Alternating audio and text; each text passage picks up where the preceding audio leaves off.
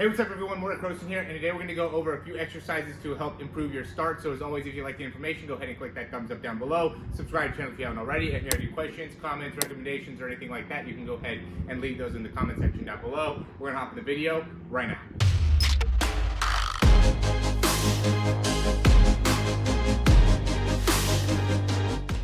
Alright, so first thing that I think is going to be really great is to work on a few different wall drills.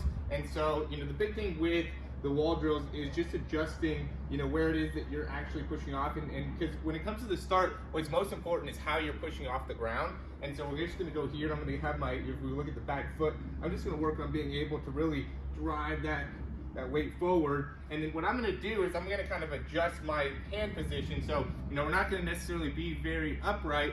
I'm going to try to get in a low position to be able to really work that start. And what I'm trying to do with my hips is really drive my hips forward and through, right? And make it so, my spine is acting in the same way that I would if I was going through that start. So, I want to make sure that I'm kind of driving my hips as if I'm doing like a clean type of a movement while I'm, adjusting my hand height to really get the best position that I can. That's really going to help me in really replicating what I'm going to be doing during my start.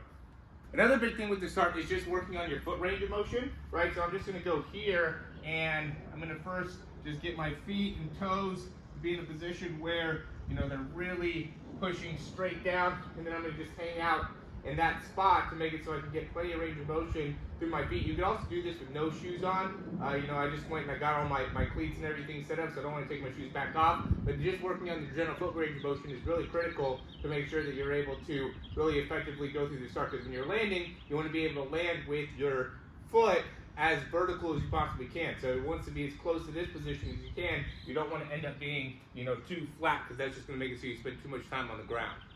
Another great wall drill is just to work on that same type of positioning, but just working on the actual cycles. So just going maybe, quick 4 cycles, really working on the knee drive.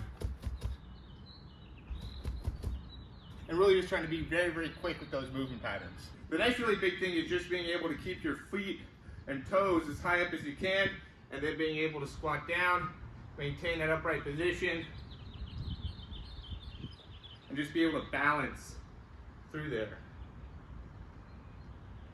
Another great way to work on your starts is just the falling start. So I'm here, and I'm just going to let all of my weight fall forward and then accelerate.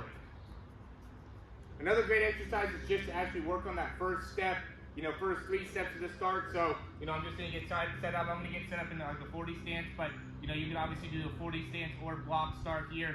Coming here, get in your position that you want to with the 40, and then first thing is just being able to work on that first step and being able to feel your hips come all the way through as you're doing that, and then we'll also work on the first 3 steps.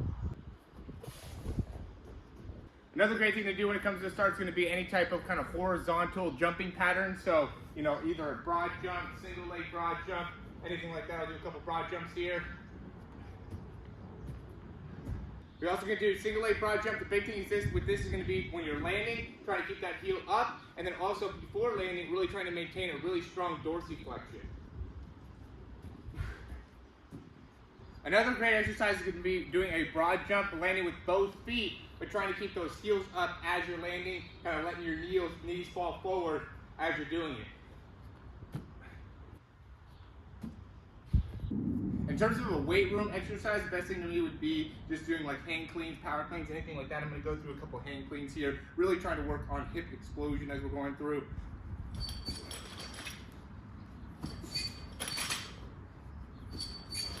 Alright, as always guys, thanks for watching. If you have any questions, go ahead and leave those down below. And if you want to check out some of the programs we have available, you can check that in the description as well. So we have the big speed breakdown, which I think is great. You get 4 weeks of training as well as unlimited speed breakdowns, and then you also can get the 3-month program. A little bit better if you get the 3-month program, just going to be a little bit cheaper there for you, but either way you're going to get a ton of value, and of course it's 100% money back guarantee. So go ahead and check out the description in order to get started. I want to be able to help you out with your start, your acceleration phase, and your top end speed phase, the 3 parts of sprinting. We want to be able to isolate each one of them to make sure you're able to get the most out of it, and we do all of that within the program, either if you do the 1 month or if you do the 3 months. So as always guys, thanks for watching. We'll talk to you soon.